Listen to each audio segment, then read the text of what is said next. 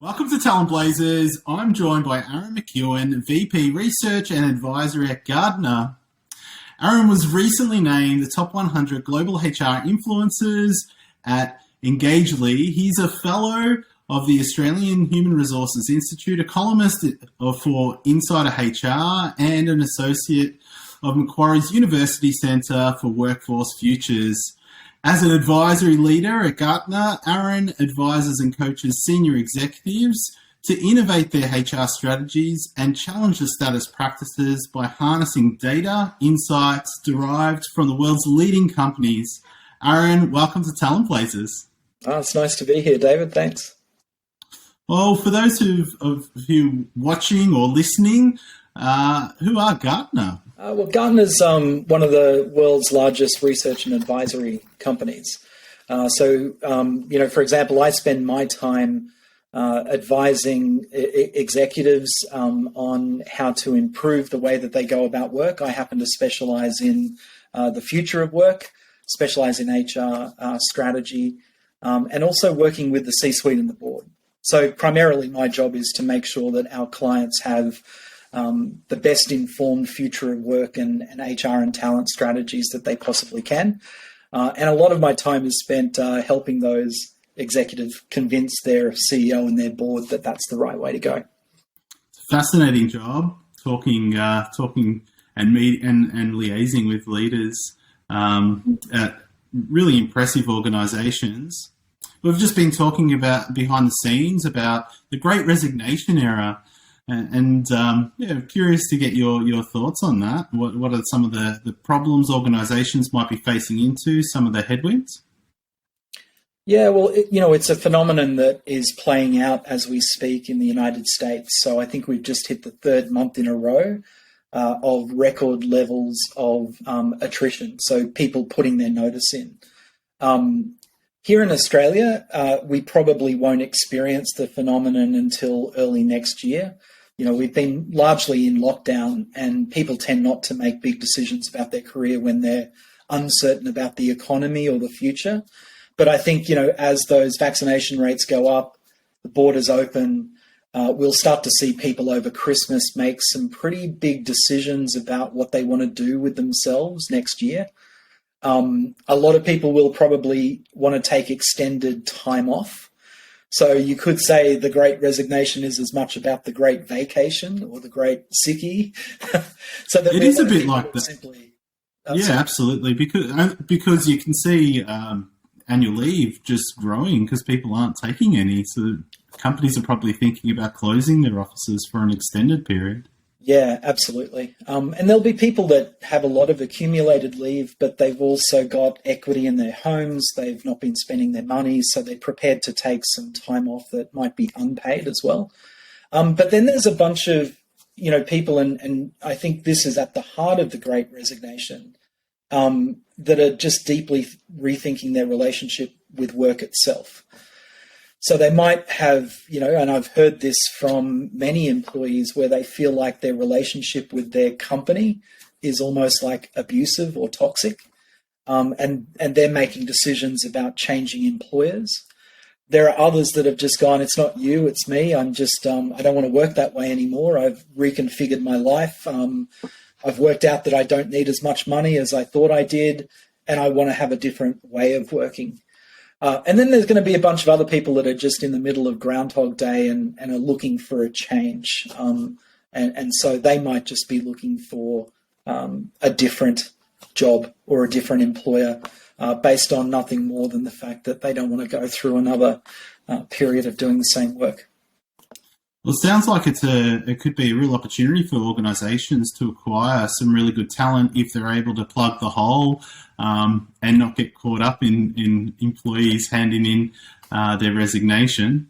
Yeah. What do you think the opportunity is for employer branding specialists to? What do you think their role is in the new landscape that we're seeing? Well, a couple of years ago, I think data scientists were called the sexiest job in the world.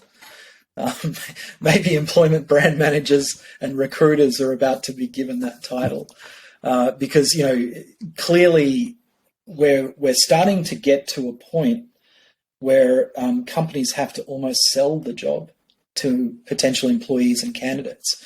So branding becomes really important. And if you're kind of looking for examples of this, think about how prominent company founders like the Atlassian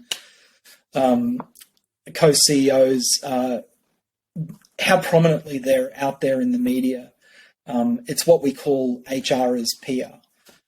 So, not only can you attract employees, but you can even attract customers by talking about how progressive your approaches to talent management are.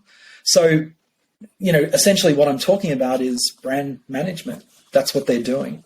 I'm predicting that, we'll see this really significant rise in HR as PR over the next 12 to 24 months.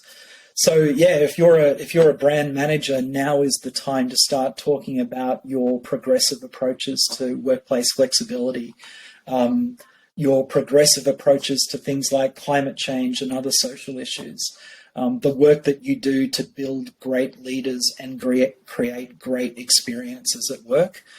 They're the sort of things that are going to become very attractive to talent that's looking for a move. How do you feel like the companies that are not the Atlassians and the Canvas of the world? I think of Melanie over at Canva, who does a great job at promoting her own personal brand and does it so well for Canva. But for the ones who aren't at the top of the hill, how can they go about communicating and being a little bit more transparent about their culture and values to attract the very best talent to their organization? Well, your organization is in the business of, video production for work. And I think, you just have to look at the rise of TikTok as a phenomenon to kind of get a sense for just how engaging video can be if it's used and packaged really well. And what's cool about that is that, all you need is a cell phone, right, and a ring light. So we're not talking about, like over-the-top production. So if you're a small company and you don't have a lot of resources at your disposal, just giving your employees the ability to film themselves and their experiences at work is going to be, like a useful tool in that battle. You might not get on the front page of the Financial Review unless you're one of those bigger companies. But one of the things you will notice that there'll be some smaller organizations, and in fact, most of them are smaller, that are experimenting with things like 4-day weeks. And they are getting that media attention because it is relatively new. It's untested, but it's exactly in line with what is driving the Great Resignation. People want better work-life balance and they want a different relationship with their work. So those companies that offer that are the ones that are going to have a really powerful brand. I'm interested in the future. I know you are as well. If we were to fast forward the 12 months, even 24 months, what do you see in terms of the state of the market and how can, what does the future look like in terms of attracting talent to the organisation? Well, it's always speculative. So this is informed speculation at best. But I think if we look, 12 to 24 months ahead, I think we're still going to be in the part of the cycle where the balance of power is still in the hands of employees. So 24 months from now, I would expect that our economies are booming, travel is back. There's a lot of money that has been remaining in people's pockets being spent, and that's going to be spent at restaurants and everything, travel. But what I think we will see is many more examples of employees working whilst they're traveling the world. So I'm already talking to some organizations that are considering offering a round the world ticket to new employees and just saying, look, work from wherever it makes sense from you to work, wherever it's feasible. So the idea of if you're, a technology part of that very in-demand talent group, that you could be sitting, and by the way, what I'm about to quote is there is a digital nomad centre that's been set up on a Portuguese island off the coast of Africa that is fully set up to enable people to come and work from there and live in this idyllic location. So I'm expecting that there'll be more digital nomads. There'll be more backpacking executives. Who would have thought that you could backpack in your 40s, right? And there'll be a lot more people living in regional locations, but continuing to provide their services to what have typically been, capital city headquartered companies. So I think that will just become normal and a normal reality. I think we'll see a lot more people working in part-time roles. And this is interesting. It's not going to be the casualization of the workforce that is actually quite a negative phenomenon, but rather people just saying, actually, I just want to work 3 days a week. Or I want to work for you 3 days a week, and I want to work for them 2 days a week, or any combination of that. So we'll see a healthier gig economy. We'll see the exploration of very different employment models. And we will see here's a bold prediction. Yeah. We might start to see companies and managers being cancelled on social media.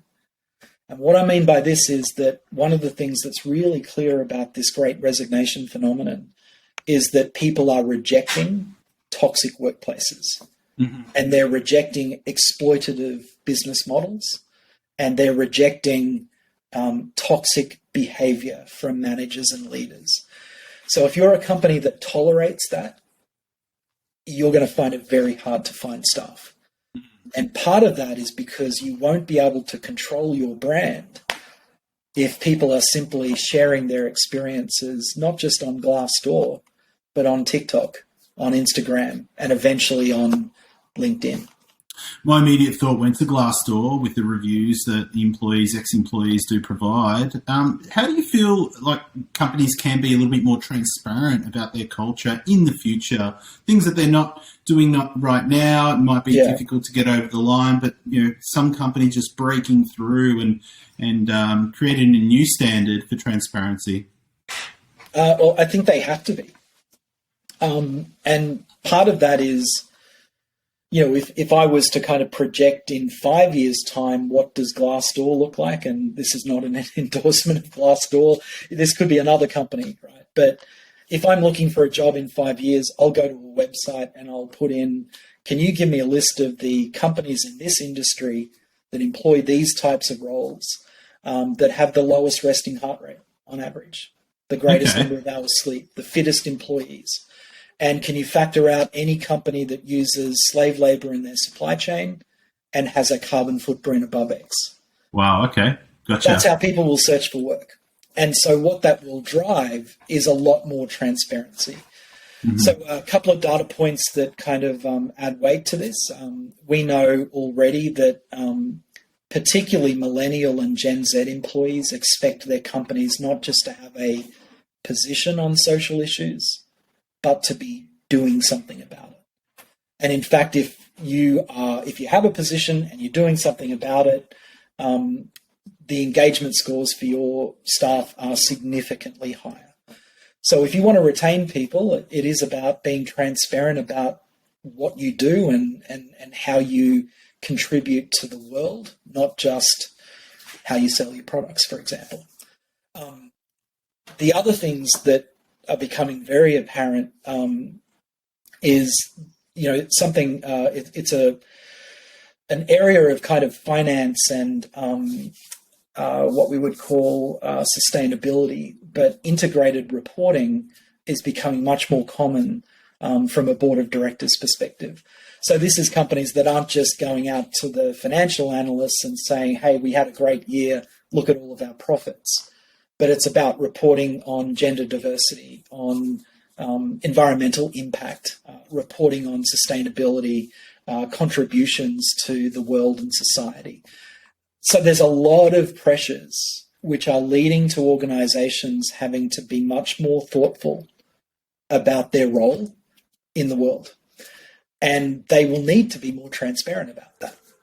And if they're not, their staff will become and make them more transparent because they have the tools to be able to do that.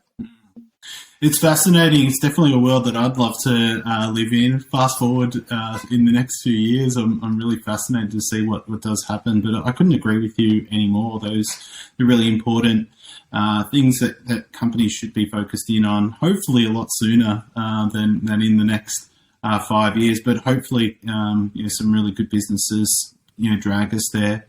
Well, Aaron, it's been a pleasure. Thank you for joining me on Talent Blazers. Yeah, my pleasure. These conversations are always fun.